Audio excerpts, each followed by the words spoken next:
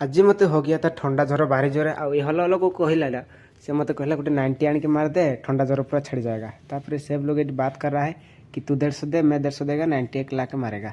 तापर ये आम ऑर्डर आ गया था गोटे दमदार ताको सेप मार के दे लिया निकाल के दे दिया। मैं धनिया पत्र दे के दे दिया।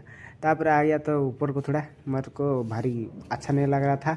मुंड पूरा बिंधा रहा था।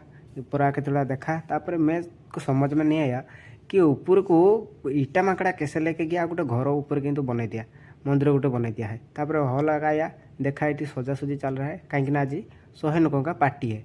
तापर संध्या बेला मैं ड्यूटी आया मेरा ड्यूटी नीचे था किंतु मैं ऊपर हल हल करने हो जाया आया था।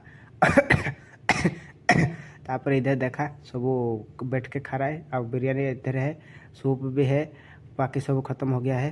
तापर मैं थोड़ा आगे इधर किचन में देखा कौन कौन सामान है कौन नहीं है देखा तो तापर तल को आस के देखा आलू परोठा 3टा ऑर्डर आया था से मुड़ रहा है ताको रख दिया।